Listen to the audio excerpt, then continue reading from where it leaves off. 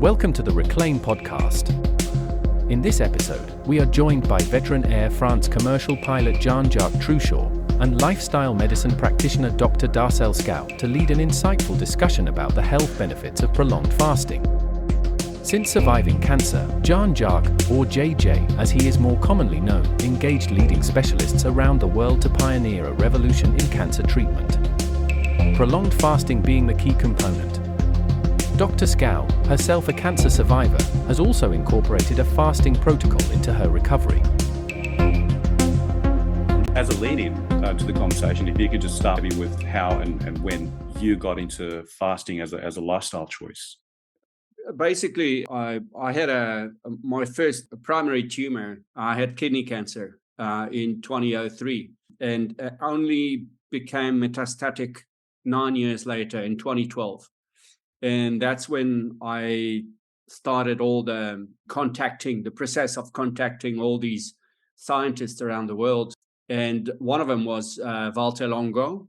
And Walter Longo is based in USC, University of Southern California in Los Angeles. So I told him what was happening to me as I was, I had 10 nodules in my right side. We had a talk for 25 minutes and he said, this is what you got to do and this is what you can expect from fasting and how it's going to go. And, if you've got 12 days, well, try to do 5, 6, 7 days. If you feel good, continue.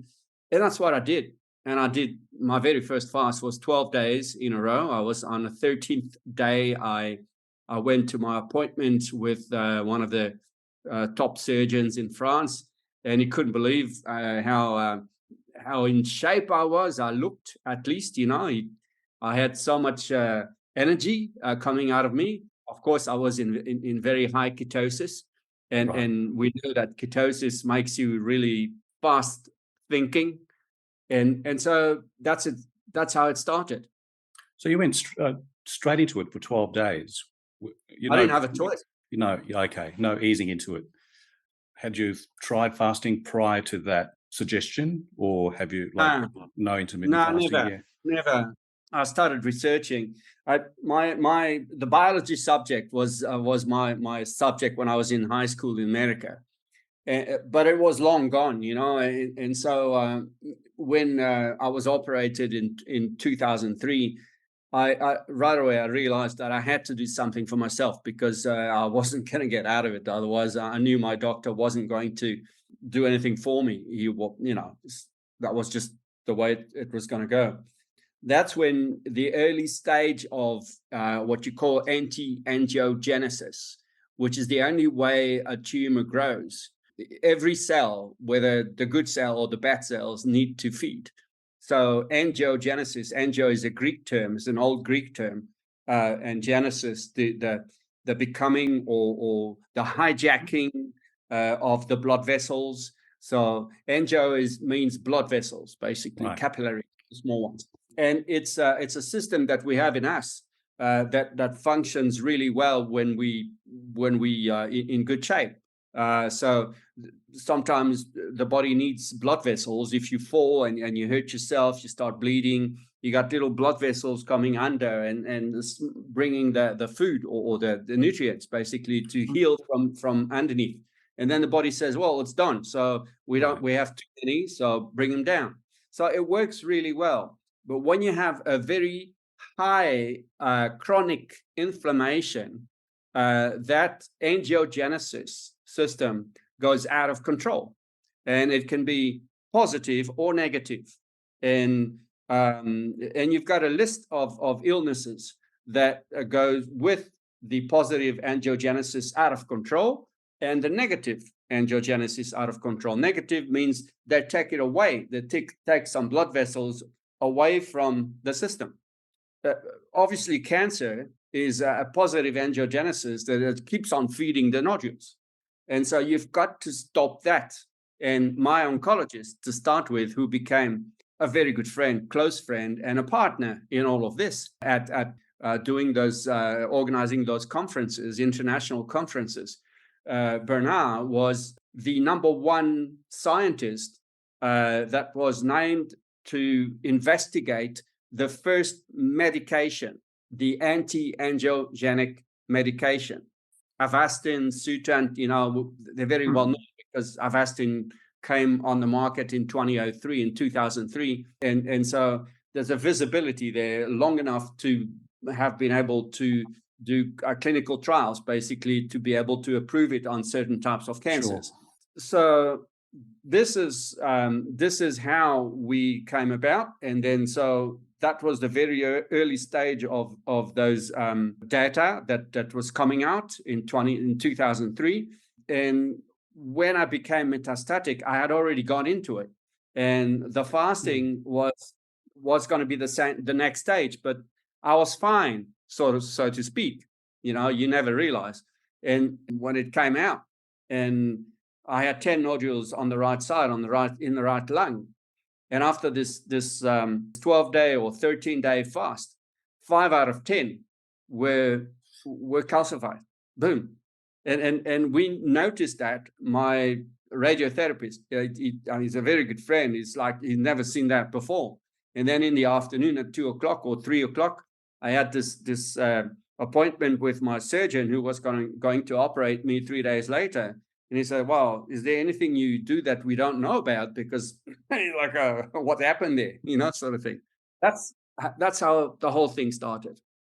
And I'm curious, how did you get through that first 12 days? Because 12 days it's quite a big step to walk straight into a 12-day fast.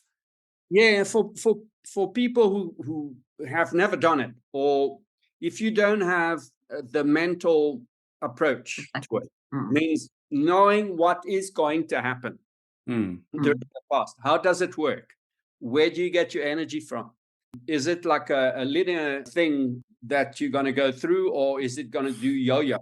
Well, if you know in advance, this is what I do for people. I spend time explaining, don't worry, this is what's going to happen. If you go over 5 days, you need to go and see your doctor for peace of mind, to monitor your blood pressure. It's going to be low. It's normal. So it was a piece of cake. And I wasn't expecting that. Yeah. Because I knew what to expect. And it was really funny because I was experiencing what Walter Longo had told me. Yeah, so I got through the 12 days, and it was like frustrating to have to eat again because I was feeling so good. Yeah. So Darcy, you got into these prolonged fasts through JJ, I presume? Yes. Yeah. So and you've done it twice now? I've done it twice, and I've decided to do it every month now. Yeah. So the first time that I did it, I remember by day 2, I was ready to quit. And then I contacted JJ and I said, is it okay if I just stop at 3 days? And JJ said, no, you do 5 days. Yeah. And it was literally after day 3, day 4, day 5 that I felt at my best. But day 1 and day 2 was where I was going to cop out. But I also knew, having been with my oncologist, that the type of cancer that I have, the type of breast cancer, it's aggressive and it can come at any time. So at the moment, there's no evidence of the disease, but they're still wanting to continue and put me on treatment. But the treatment has adverse side effects. So the one treatment would be, there's a 10% chance of this treatment working, but the side effect would be 4 to 5 months of grade 3 diarrhea.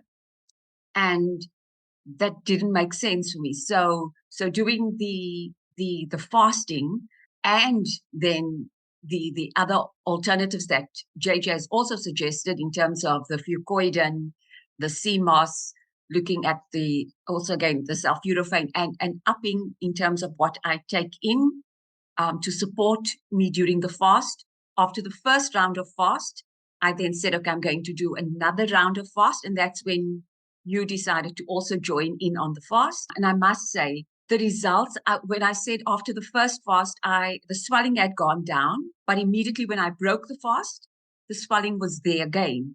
And JJ, you mentioned to me that do it again and again, and you'll see the difference, which I did. So post second fast, the neuropathy, peripheral neuropathy, is completely gone. And that is, for me, that's a miracle. And both your fasting cycles were 5 days. 5 days. Yes. 5 days, yeah. So the second one that you did, and my first, that was 5 days as well. And like you, the first, I'd say the first 24 hours was okay. It wasn't too bad. The second day was horrendous. You know, it just wasn't. It felt. I wouldn't say I was famished, but it was like my body was crying out to me, saying, "Look, you haven't fed me for a while. You know, are you feeling okay?" And in my mind as well, even though you gave me a heads up as to your experiences the first time around. So like you, JJ, like I knew what to expect the first time around, and it played out exactly like that. Because you said the second day was pretty bad, and it certainly was for me. And I was going to throw in the towel. But by the Wednesday, the third day, I felt amazing. I absolutely no appetite. I felt stronger. In terms of how I felt physically, it felt like I'd been to the gym. Like I felt physically strong, you know what I mean? And sharper. Certainly my cognitive function was right up there. I was mentally alert, and that was for the remainder of the fast. So the days 3, 4, and 5, I felt really, really, really good, actually. That surprised me. I know, Darcelle, you said those 3 days, the last 3 days, you felt great. I think I really underestimated how good it feels. The one thing I did have, though, was my glucose levels dropped. So I had some dizziness, and so I monitored my blood pressure. It was on the low side, but it was okay. It was fine. It wasn't too bad. I didn't train. I didn't do any gym work, really. I did steady state stuff, so long walks and that kind of stuff, just to keep the circulation going.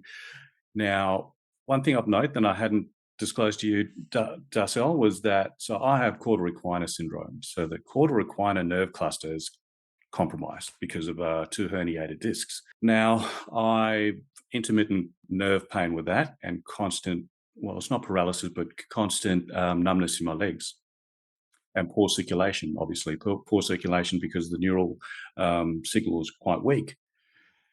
But the inflammation of the nerves settled after day 3. Okay. Absolutely. Wow. So Wow. I had these intermittent sort of electric shocks. I didn't have any of that. They've come back this week, but to a lesser degree. It would have been good, of course, if you had spoken to me before you'd done your fast. You've got to understand why it is happening the first 2, 3, 4 days. It's not exactly a day. You know, we have a metabolism that is different from one another, of course. And there is a transition. You've got glucose in your body that is available right away, and it lasts about 24 to 30 hours. And after that, the body's got to keep going, but there's no more because you stop eating. So the body's going to try to look for proteins to transfer, but I mean, instantly realizes is not a very good plan, because without protein, the body dies after a while. If you reach about 50% of your total protein, that's it. So the body says, I'll leave it. I'll go and fetch. The only thing that is left is the fat. And so the fat that is on you is going to be, to make it simple, going through the main factory of the body, which is the liver, and transform the fat into ketone bodies. And so the ketone bodies are going to be the new main energy source. And ketone bodies are how they explain it is that is like the electric cars today, a clean fuel compared to the glucose, which is messy and leaves a lot of pathogens, basically. And so there is this transition, and that transition happens after about 24 to 30 hours. It's why we don't feel so good at day 2, day 3, or day 4. Depending on people, it moves from those 3 days.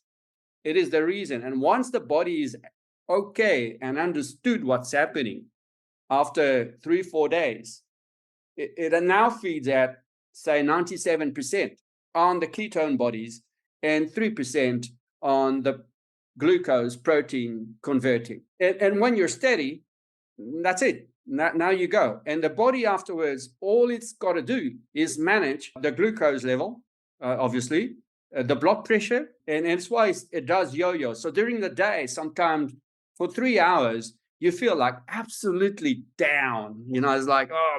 Yes. And then before you know it, you're speaking to someone and you were feeling like this for 3 hours. And then suddenly you realize, but I'm feeling bionic now. What's happening? And this is going on and on. For my case, I remember my wife pushing me up because I was walking up the hills in a park next door. And I was like feeling so down. And it was like day 3, day 4. By day 6, I was like, wow, where is that energy coming from? By day 9, I was running around the lake like a mad chicken. And wow, I was running 2, 3 times around the lake, and then people say, how does he do it? And I felt fantastic. So that's what's really happening. But behind the scenes, that's what people must understand. When you clear the fat that is on you, there's a lot of toxins in the fat, years and years of toxins. And it's why when you do a fast, it's taking some of it out. It's why you feel regenerated. But there is more. So it's going to be replaced. The ones that are underneath are going to come on, first in line. And so it's why you feel things coming back again. And if you do it again and again and again, then at some point there's not enough concentration of pathogens in your body, in your tissues, and the body resets itself basically from all these different fasts. And why 5 days, not 4? Because Walter Longo in the lab, he's the #1 biologist basically worldwide, with his team and a whole bunch of oncologists who accepted around the world to work with this program. They showed that during 5 days, the main growth factors for cancer in particular, but for all sorts of chronic illnesses, are going steep down. And after 5, 6 days, it sort of curves and slows down the drop. And it keeps dropping as you fast. I went up to 26 days. I did a 26-day fast. I did a 21-day fast. I did plenty of 12, 14-day fast sessions. And just to try. You are the master. And see what's going on, and do blood tests and see what's going on. So we came to a point where, I'm also very active with Dr. Laurence Zidvogel, who's the #1 scientist worldwide. She's an oncologist, but she's a researcher. And she's the leading researcher in the world in what you call tumor immunology. Immunomicrobiooncology, because we have data now that is coming out that no one knows about. No one. No doctor. It's ongoing research. And we're finding out stuff that is absolutely amazing. And when you fast, the power that it has of resetting the microbiome, the intestinal microbiome we're talking about, because we have lots of different microbiomes. In fact, every organ has got its own microbiome. But the main one is in the intestinal tract. If you sort it out, then suddenly we see that people have all sorts of different chronic illnesses today that are almost 100% coming from our environment. And fasting is a wonderful way to sort everything out at once. It touches so many functions, resets so many functions. But first, the microbiome of the tract, intestinal tract. And when that is sorted, the rest is starting to function. The other microbiomes are now fed the good stuff. And so people with sometimes chronic illnesses don't even take pills or medication or anything, which don't work, by the way. Most of them don't work because they were not made for this. They're just there to stabilize, more or less. There are some illnesses that are, doctors will tell you, we can't treat it. You have to take medication for life. But that is not true. Yeah. We have type 2 diabetes today. We've got lots of researchers with doctors that are treating type 2 diabetes with calorie restriction, with ketogenesis, and it's published. So that's one of them. But that's why it's so powerful, and it has a direct link with the microbiome, which is today we have results, especially in cancer, that we've never had before. And that's the previous 6 months. Thanks, JJ. Just on the changes in the microbiome, and even with myself with the cancer, having chronic IBS, I can actually eat anything right now that I never could eat before. The amount of swelling that has just gone down. My blood pressure prior to chemo and all of the treatment that I had was relatively low. But throughout the treatment phase, I've been sitting at a hypertension level of blood pressure, and the beauty of it now is that my sugar levels are controlled, my blood pressure is back. It was almost reset to what it used to be. The other thing was, because I had lymph nodes removed on both sides of my arms, I didn't produce a body odor. So everything was almost like dead. So coming out of my second fast, I started having a body odor that I never had. So my body, the body functions are resetting back to the way it used to be. I have sensation on my right-hand side that I never had before. It's completely returned. The left side, which was completely numb, dead, I'm starting to feel sensation there as well. So that for me is motivating to wanting to carry on. And then having spoken to my oncologist, because he can't believe that I'm doing so well, because we initially stopped one of the treatments that was targeted treatment, the Herceptin, that was targeted treatment for HER2 triple positive. We stopped it because of the side effects. And he said I wasn't going to be able to recover from those side effects. It was just going to get worse. And then I let him know yesterday, I have zero. There's nothing. So it's so powerful. I am very lucky to have been not only accepted, but requested among the leading world research team in immunomicrobiome oncology, from request of the European Director of Research, which is amazing. So there are a number of things I can't really talk about, because I signed a document of non-disclosure, basically, because otherwise, from desperation, people would jump at just about anything, which is maybe would be counterproductive, because it's an ongoing research. But some of the things that are coming out are absolutely fantastic.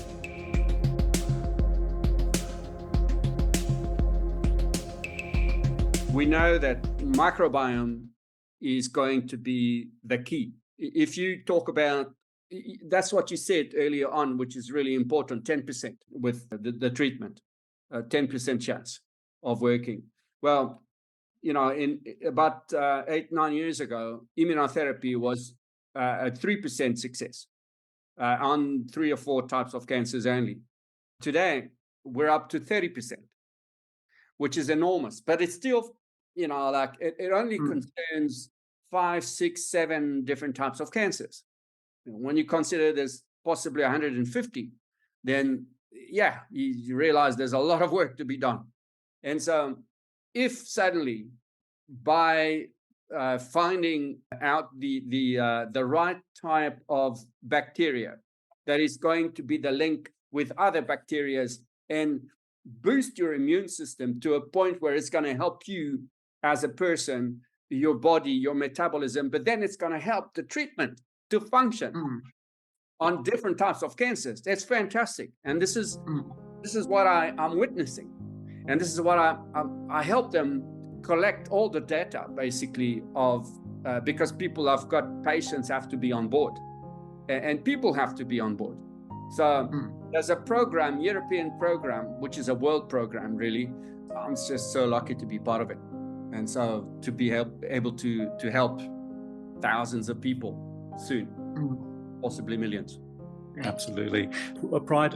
Before Dar spoke to me, I I actually hadn't heard of this prolonged fast. I've done intermittent fasting. That was just from a training perspective and a lifestyle kind of perspective. So, and also my portal equina syndrome, it affects my digestive system as well. So it's very slow, which is weird because my metabolism is fine. Thyroid function is fine, but then just the digestive system is slow. So I've had to change the way I eat. I tried the 16 and 8 window. That didn't really do anything. Because it was just skipping breakfast. It didn't give me enough time to feel any. Then I went to 18 and 6, which was better. And the one that I found that really worked for me was 20 and 4. But then I found that tricky to sustain because I had to figure out where in that 4-hour eating window do I train? Because when I train in the gym, it's quite intense. Like it's quite heavy type of training. So I thought, okay, either I stay on the 20 and 4 and readjust my training style, or I try another window, which I did. I tried, was it 5 and 2? But on the 2 days of fasting, I found that limiting my intake to 500-600 calories was more of a teaser. Like I actually felt more hungry. Yeah.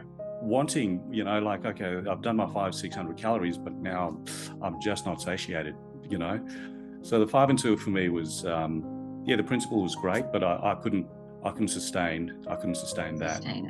And with the 5-day fast, I actually could have gone a couple of days longer. So that Friday, what I found tough was the last, I would say, 4 to 6 hours, because I knew the fast was coming to an end, and mentally, yes, I just wanted to say, okay, let's speed this up now.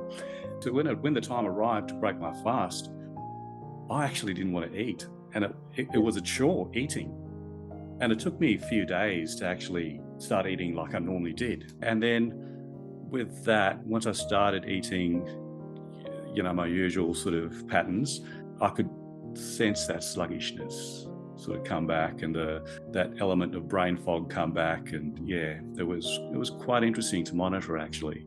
Sean, when you talk about eating, I would be curious to see what's in front of you, especially when you start after a fast. Starting to eat, first of all, you've got to start the first day after a 5-day fast or more, 5 days or more. It's got to be liquids. You don't want to introduce hard food, only liquid. And then you don't want to have lots of carbs. It's really important. Because it's like an extra day of fasting, but it is not. It is just helping the body to transition. Remember, it's a synergy thing. Most results that we witness around the planet from different scientists who have cohorts of patients basically doing the same. It's really showing that today people are on a diet that they don't realize even if they try to do the right thing, they are not balanced in terms of fatty acids. It starts there. If your house you got a front door, every house got a front door. This is the door to the gate to good health, and the good health is inside the house. If you want to be in good health, you've got to have the right balance with fatty acids. Then you do the rest. It was really funny that I spoke to a friend of mine in the US yesterday, and he's doing weights and lots of exercise, and he thinks he's doing the right thing. And then he tested himself on the special test, the balance test, and he's at 26-1. So 1 omega-3 for 26 omega-6, which is dangerous. And he went along to a meeting with his sports training coach, who's also into nutrition. He also did the test. He's 40-1. It's like, wow, he's going to end up having a stroke or a cardiovascular real problem. Yeah. And they think they're doing the right thing. So it starts there. And the fasting actually resets this thing as well. fasting is like, I don't call it magic. It's scientific, and we know why. But what you put in your mouth after the fast or between fast is super important. You've got to have a strategy which is anti-angiogenic. And so did I send you, Darcelle, the talk from William Lee, Dr. William Lee? Yes, you did. It's 24 minutes. It talks about the anti-angiogenic approach, and it's so clear. It's fantastic. And also low carb, because why do we have to do low carb today? Is because we have so much of these carbs everywhere in our food, and we have so much omega-6, every single pre-prepared foods, fast foods, they're full of them. So it's why people are getting sicker and sicker today, and younger. We've got all these people in Polynesia. I was also brought up in Polynesia, French Polynesia, all these islands around Tahiti. They're reaching 80% of people pre or diabetic with being overweight or obese. 80%. This is never seen before. They're going straight into the wall. So for the first time, if you consider France, this is all France, they have voted fasting into the medical program in terms of prevention. It's the first time ever. And so everybody's got to go along, because if they don't do anything, they're all dead. Right. It's pretty much what I think. JJ, just on that, I spoke to a pediatrician recently, last week, where she mentioned that kids as young as 9 years old are diabetic, they have hypertension, they are on CPAP machines, so they are on chronic meds at age 9 already. Yeah. And I mean, it's just a downward trajectory for them, because the parents eat the same way, and it's all in what everybody's consuming. So there's a lot of education that needs to go around in terms of what we. It's got to be. Yeah. It's got to come from government. And Yeah. There's some indication with ADHD kids as well. There's some research indicating that the diet has a lot to do in terms of influencing that condition. And the way it is now is like, you take to a kid to a doctor or a physician or specialist, diagnosis is ADHD, and give the kids a pill forever. Yeah. And they're on medication for. On that, with the kids and giving them the pill, and JJ, you're speaking about the microbiome. So I have an autistic daughter, and she was on chronic meds since she was little. And back then, I changed her diet, and her gut is so linked to her cognitive.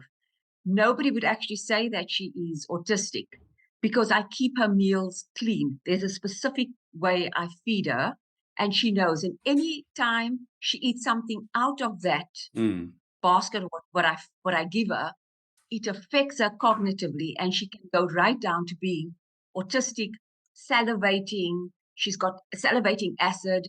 So I saw firsthand from her, just by changing her diet, how it impacted her, in a good way. So she's actually high functioning. Actually, you directed me to a couple of documentaries which I've watched, which I've actually watched, because Darcelle's recommended quite a few movies and stuff that I never get to watch. But I did actually make a point to watch these, and they're very interesting in terms of how what we eat influences our behavior, our health, and cognitive function, all these things. Yeah, it's phenomenal. I'm going to send you a couple which were made by good friends I work with. They're documentaries, French documentaries. They have access to every single major scientist around the planet. And they've done one on fasting and one on microbiome that are recent. It's fantastic, and it's in English. So yeah, please do. That'd be great. So with your spreading the word, so you penned a book, you've authored a book, or Flying Against the Odds. Flying Against the Odds, yeah. Yes, and within that, you obviously outline the benefits. Do you also have within that book a guideline as to a dietary guideline? Or I've ordered mine hasn't arrived yet, but is that what the book's about? It's about my story, but in the story, I tell people, look, you've got to do something for yourselves, and this is what could be done. I'm staying basic in the book because I want people to understand. I was very, very, very sick, and to given a few months to live, basically, at some point between 2012 and 2014. And the last thing you want when you're sick and every day you struggle and you can't get out of bed, and this is something complicated. So we decided with my wife to write this book as the easiest way possible for people to understand. And then I've got a website, Jean-Jacques.com, which has also explanations, and I've got a checklist. It comes from the airplane, my airplane world, a checklist on different things that I've done, which is actually being taught by some of the scientists around the world. And I talk about the early stage of the microbiome as well, because obviously in 2017 that was the early stage of really getting into it. And in fact, I was called on by Dr. Laurence Zitvogel with her team. She's as I said again, she's the leading scientist in the world on this. And the first time she phoned me up, that's the first time, she said, JJ, or Monsieur Trochon at the time, we need to see you now, because it is not tolerable that we don't know why you're still alive today. So she saw my file, and she's like, and Bernard Escudier, who's the top guy in Gustav Roussy, which is the leading cancer center in Europe, comprehensive cancer center. And she told me ahead, she's going to call you, but watch out. She's a badass. And so we laughed, and I went to see them. So I gave them everything because they needed to understand. She wanted to introduce me to her close team, 9 researchers. They're all from different places in Europe. And so they took my blood, my saliva, and my microbiome. And 3 months later, she just came to show me at the beginning of the conference on the 21st of September, 2017. And she said, JJ, is like, we started screening microbiomes of people in France 7 years ago, 2010. And we never seen a microbiome as anti-inflammatory as yours. And there were 3 pages, and normally it stops like maybe 2 or 2 1/4, 3 full pages. And at the end, the last 2 were never seen in a humankind before. So what do I do? What did I do to have this immunology response? And so this is what I've been teaching people, because we've done it. We've tested me again and again. I'm where I am today. So kidney cancer, metastatic, in 2017, in 2012, there was 0 treatment. It was known. It is known that a kidney cancer, when it becomes metastatic, that's it. In those years. Now it's a little bit different, but not much. You don't really survive kidney cancer when you become metastatic. You have to have some form of treatment, which is a combination today. Before it was a single therapy, which is partly why it didn't work at all. Today, anti-angiogenic and immunotherapy. And so combined, you extend the life of people. But is it what you want? No, because extending the life is what, 6 months? Are you very happy about this news? So still today, 0 treatment, none. I had no chemical treatment, just a couple of surgeries early on to gain time. But as I was told, my illness was the fact that when they took nodules out, 3 or 6 months later, I would have triple or quadruple the number. Right. But then everything stopped. And it's incredible. I'm teaching people to do those metabolic therapies in synergy, because it works, because you're doing a few things at the same time, which impact the chronic inflammation in your body, which is 95% of our cancers today. And it's not me saying it. Those scientists like Tom Seyfried, who's one of the top guys in the US, not him alone, his team. And he's working with lots of oncologists around the world. Everybody jumps on the train and say, hey, I want to try this with my patients. Fantastic. So going back to that first time, that first 12-day stint, how many times would you fast in a year, for example? What I recommend, it depends what your metabolism looks like, what sort of illness you have. So you have to consider that today, doctors treat most of the illnesses that doctors treat today with medication. Medication don't really respond most of the time, sometimes, but most of the time it doesn't, because the medication weren't made for this. So as you said early on, it's a pill for life. It sort of stabilizes. It's maybe the business. I'm not going to get into politics, and so I get people fasting as often as every month, or every month and a half, or every 2 months. But if people can, every month, 5 days. Why those 5 days? Again, because of those growth factors and those inflammatory growth factors that are responsible for fueling the illness that you have. And you've got to remember that all these illnesses, they were given medical terms, but all it is chronic inflammation. Again, I leave a little 5%, which is, there's genetic problems and all that stuff sometimes, but most of them are just a question of chronic inflammation. Who would you say, for whom is fasting contraindicated? Well, obviously, there are some conditions like, blood sugar, type 2, type 1 diabetes. You have to have a program, work it out with your doctor. Hopefully the doctor goes along with it, and monitors you. So you've got to be monitored when you do that with someone who knows what he's doing.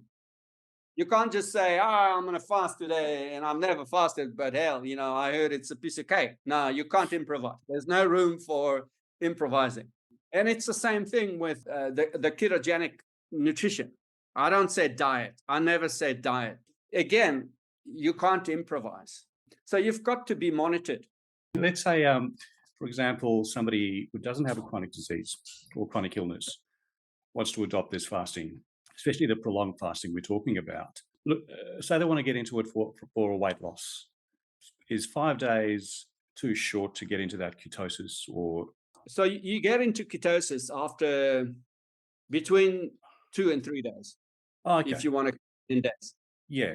And you can monitor that ketosis. There are some tools around the planet. I've got the Ketonix, Ketonix,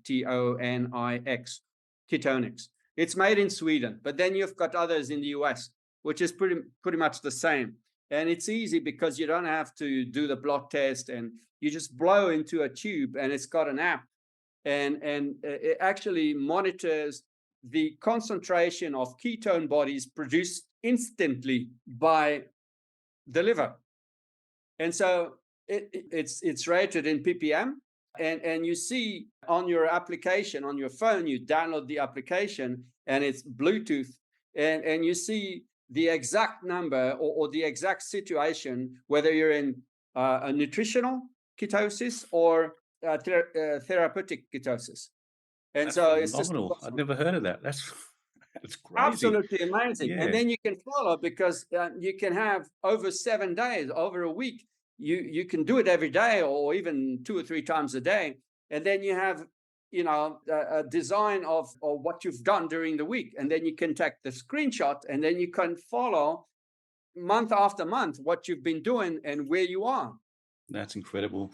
But what if somebody has a body fat percentage of, let's say 10% or less?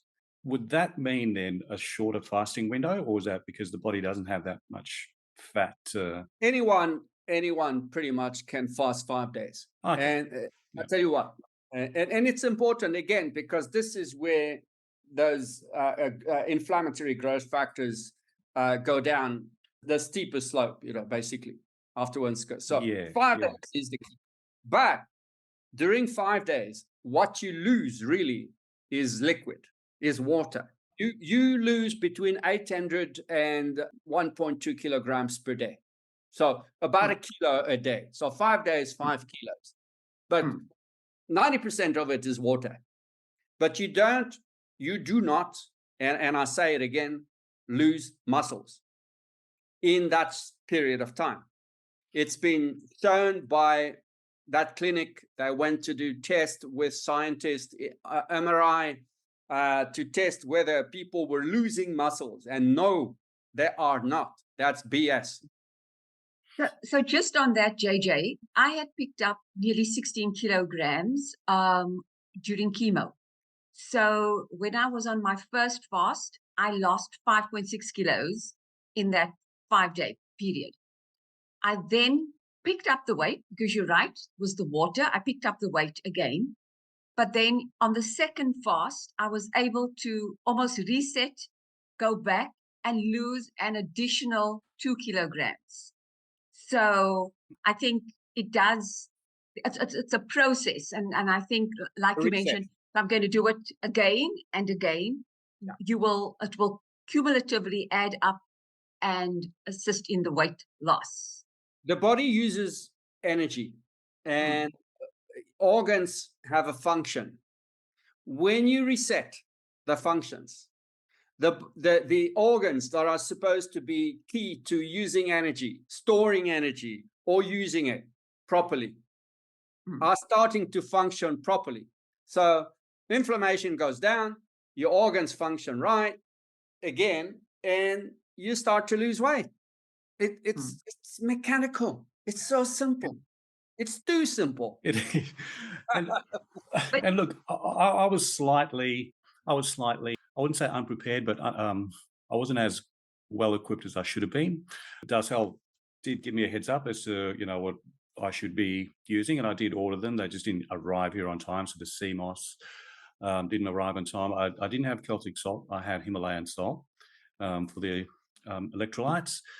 But yeah, other than that, the other thing was that I did actually go and make the broth, but I didn't have it at all, because Darcelle said she tried it, but then it actually brought on that hunger. So I thought, okay, if I even try that, then I'll fall off the wagon. Then I won't continue, because I don't want to feel those hunger pangs. Yeah, so I'll certainly be better equipped next time round, and I'll know what more to expect next time round. So I'm looking at once a month, 5 days. And I'm glad you brought up the muscle loss, because I was talking to a guy in the gym about this yesterday, and he's an animal. Like, his biceps have biceps. He's just a beast. And he's all about, geez, I don't want to lose and fair enough. Like, he's worked hard for what he looks great, and he's very interested. But he was concerned about that muscle loss. And what is really important as well, what I forgot to say, is that during those 5 days, it's good. It's actually better to do exercise. I'm not saying sport, but exercise. Even walking 25, 30 minutes every day, but walking fast, to get your metabolism working. And you can lift weights, but not as a normal day in life where you normally eat. You just do a small session. But it's important to make your muscles work as well during the fast. I found, so after my fast, I went and did a few laps in the pool, and there was no end to the energy. So it was like incredible. There was just no end. I just wanted to continue. So and it's really important what you're saying, especially on the swimming, because Gustav Roussy, that Comprehensive Cancer Center in Paris, the number one in Europe, has actually done a program for breast cancer patients. I think it was about having 4 hours of swimming per week, every week, during their treatments. And they compared it to women who were not doing anything. And Bernard told me the results were totally positive compared to the women, for the women who were swimming, compared to the women who were not. And you can see that with a blood test. And so it shows you the importance of of doing a little bit of exercise to make sure that the organs function better, that you have a blood flow that is higher, you oxygen the body better, and you're changing the course of your illness or your health, basically, and you're taking control, basically, Yes. of what's going to happen to you. You're not giving it to a doctor and say, hey, sort me out. And on that, JJ, I mean, I absolutely feel that I feel stronger. My body has never felt, it does feel like it is magic. It does feel like magic because all of a sudden I feel lighter. I feel cleaner. I just feel like I'm more in control of my body than what I was before. It does. There is the magic thing. It really is. And that's how I felt. Magic. Just what you're trying Feels to magic. describe there is exactly how I felt on day 3, 4, and 5. Just energy, which didn't make sense. It didn't make sense to me. I said, well, you shouldn't be feeling this good. Well, Yeah. scientifically, Yeah. okay, what you feel and people talk about, and yeah, people listen and, oh, is it true? Well, I don't think so. Oh, yeah, I believe. But scientifically, people who are fasting regularly under supervision for some, like I said, above 5 days, you should go for peace of mind on your doctor's side. He's happy, you're happy. He's doing your, he's checking you out. He's saying, whoa, your blood pressure is a bit low. Well, it's normal, you're fasting, but it's not ever dangerous for somebody who's just a normal condition.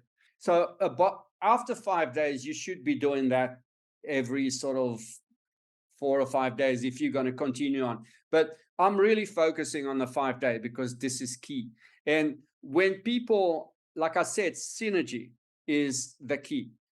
When people have the proper balance of fatty acids and they include all the what I call the superior polyphenols, and in particular the beta glucans that which have completely disappeared of our society's nutrition today. 150 years ago there were plenty. Today, boom, because of whatever happened to our world, our modern world. And so if you include that and you go on low carb nutrition, what it shows is that when you're in ketosis, you start being in ketosis regularly because you're fasting regularly, because you're going on a low carb plan. What happens most of the time is they've seen it on blood tests over and over again. So you had, like, say, a level of energy, which was there. And then that level of energy is going to go down. And it usually lasts between 4 and 6 weeks for some people. That's the most we've seen, basically. So you feel, so people, if people don't know, or they haven't been told, or they improvise, suddenly they say, oh, this is not good. I'm not feeling great, I'm feeling weak and yesterday, and then tomorrow I think I'll feel the same. And it's normal. It's the transition. Yeah. But then what happens is that once the transition goes, your energy level starts growing again and will reach a level which will be superior to the previous level when you were fed with carbs and sugars. And it's amazing how it works. And we understand that everything is connected because you reduce your inflammation. You reduce your inflammation where, to start with? In the engine room, which is the intestinal tract, the microbiome. You come back to it, and everything goes well. That's it. It's too simple. But I've got a lot of friends, among the doctors' world. I've got many friends in countries now, but 6 kilometers away from here, there's a couple. He's a skin specialist. She's a gastro, and she's relapsing ovarian cancer. And they have no clue. They don't understand that they didn't know. So now they jumped on the train, and she's feeling so positive, and we gave her hope. And she's going to talk. She went to talk to the oncologist, and the oncologist said, well, you've got 5 to 10% percentage of getting out of it. basically of being stable. And they don't know anything else. They haven't been taught anything else. They are both doctors, and they realize there are things that work because, they're doctors. They don't believe me. I said to them, don't believe me? Don't. Go and look. I'll show you where to look. And suddenly they came back to me and said, wow, it's like I've seen the light. So the data's there, the research is there, they just weren't aware of it. We have so much of it now published. It's all in English. Yeah. So in France, it's a problem because they say, well, there's no research. Sorry, guys. Every single publication, whether it's in China or it's all in English. So on that, JJ, I've got a whole group that's joining me on my fast, and you've offered to give us a talk on Zoom. So we'll be joining you on the Zoom talk so that everyone can be fully prepared before they go into the fast. Yes. Fantastic. Awesome. I'll come to Cape Town and Joburg. Yes. And don't forget Perth. Look forward to that. No, but I'll be in Australia. You will be, yeah. And even if you don't come to Perth, I'll go to Sydney. Well, we're going to make a plan. Let's make a plan for sure. Absolutely. I'm on my way to changing the world. I am. I mean it. I have access to some of the highest scientists worldwide, and they're so excited about doing this whole thing. So obviously, to the extent of what I can change, you can't change everything. This is all about team sport, teamwork. And you can never do it alone. I just have one more question, and it was around these extended fasts. So let's say I'm going to do it once a month. In between those two cycles, apart from adjusting the carb and sugar intake, would be better to sustain that intermittent fasting window, like an 18 and 6 window, or rather than just eat normally, because it'll just be like a seesaw. So I am on an intermittent fast every day. Yeah. Now, the latest research shows that I'm not doing that because it works for me. But the latest research from Walter Longo's team shows that people dropping breakfast instead of having breakfast and perhaps dropping lunch brings some form of problems where people tend to, some of the people could have a pre-diabetic situation. So it's better to do a breakfast which is not the French way with croissant and all that stuff, butter and white bread, and this is terrible. You've got to have avocado, fish, bit of salad, tomatoes, mushrooms. That's got to be your breakfast. If you have a breakfast, this is what you must have. And then you have early dinner. So you have a gap here, which is long enough, which shows that it works. And then you've got the night. This form of intermittent fasting shows it really works. It really brings down chronic inflammation. So if you do that between fasting sessions, you're all good. What do you do, JJ? You said that's what he recommends. What is it that you do? What intermittent fasting do you do? Usually we start from, say, 1, 2 o'clock. We have a brunch, which I described. This is what we have every day. And nuts, some of the nuts, macadamia, Brazil, and pecan. Those are the three queens, because the rest goes very high in carbs. So, and then we try to have early dinner, which is, again, the same form. So it's very low in carb, but you have all the nutrients. You don't have to worry about carbs. Carbs you have everywhere, in broccoli, in cauliflower, the ones that in avocado, fruit, raspberry, you've got 1 to 2 grams per 100 grams. Blueberries, you've got 4 or 5 grams per 100 grams. Oh, okay. No, don't touch. It's the worst. It's at the end of the list. It's 21 or 22 grams a normal banana. Okay, that's going to be an adjustment for me. The bananas, my ultimate favorite. Okay, so lesson learned. It's not for life, Sean. No, absolutely. No, I I get think, that. Yeah. That's what I try to do with a lot of patients who come to me around the planet. Yesterday, it was a guy from India, from Bangalore. We had a Zoom session. So it's about doing a plan for 3 months. Okay, 3 months is not the end of the world. You can do it. And then we assess, and then we adjust if needed. My brother's he's in remission at the moment. So he was diagnosed a year ago with bowel cancer. I've lost a sister to bowel cancer as well. And I think, there's such a small degree of separation with cancer around the globe. If you haven't suffered it yourself, a loved one has, or somebody very close to you has.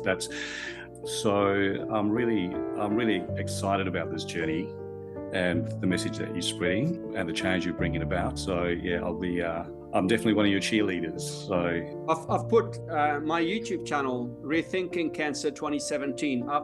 We've put all the main researchers' interventions.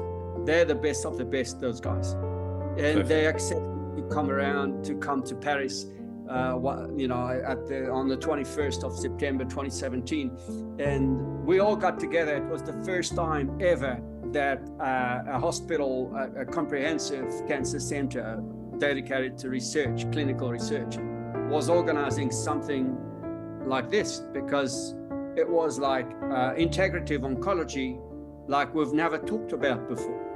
And those guys accepted to prepare a speech, fly across the Atlantic, come from Germany, come from Asia, and they all started to change this world, basically, of oncology, which is, again, primarily, always people have to remember, this is a question of chronic inflammation. Inflammation alone, when it's too hard, basically the cell dies. But as it becomes chronic, it wants to survive, because it's leaving it gaps to survive when a cell starts being sick. So the only way it can survive, because the illness is there, mitochondria stop working, and they can't use the oxygen that is available for them, because we're breathing now, we're speaking. So they ferment. And the fermentation is what brings this inflammation, and vice versa. The cancer needs inflammation. So it produces its own inflammation. So if you reduce that inflammation, you automatically have a hand on the proliferation of what's happening bad inside your body. And it will help the treatments on top of that. That's what they're showing. What I've said today, it's all coming from these researchers, publications, scientific publications. Some of it is in the highest journals of scientific journals. So it makes me laugh when somebody says, oh yeah, we don't have research. They're just not interested. They don't want to go and look, because it takes time to do this work. And the more people become aware of the fact that the research and the results are out there for them to access, there'll be a mindset shift from, this is just kind of new age hippie kind of trial stuff with no evidence. So the more people become aware that the evidence is there, and this is where to access it, and that's how change is going to come about.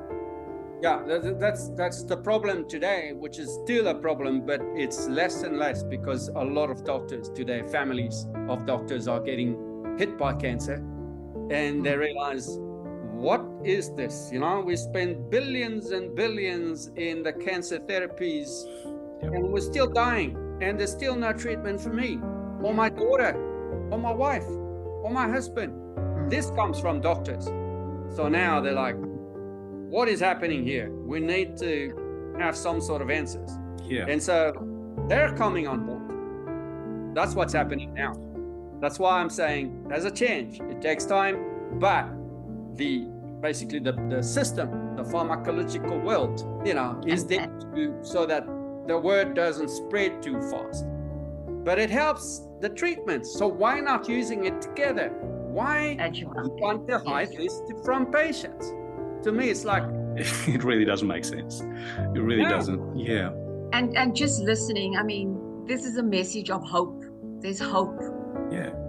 And we are living testimonies of it. That, I mean, I've only tasted it, but what I'm tasting, it tastes good. Yeah. And I like You know, I like Sean, I've read your story, Sean, and we've talked a little bit about it, during the talk, but it's amazing how today we can measure the impact of stress, of oxidative stress for the brain that leads to degenerative form of illness, any kind. PTSD is one of them. But if you take the chronic inflammation away, your situation is going to dramatically improve by doing regular fasting. And you will talk to me in some few months about it. Absolutely. I had a glimpse of that, I had a glimpse of that clarity of thought that I talked about, just that it's been a while since I've been at that point. And I'm always a clear thinker, but not at that level because I haven't been there for a while because of the PTSD and the associated side effects that comes with it. So yeah, it's definitely a journey that I'll be continuing. But JJ, thanks so much for coming along and sharing your knowledge. Pleasure to have met you, and likewise. Darcelle, hopefully soon we can meet in We'll person. see you in Cape Town. Yeah. And Australia as well. Yeah, absolutely. Great to see you as well, Das. Same here. Great to see you, Sean and JJ. Thanks, Thank guys. you.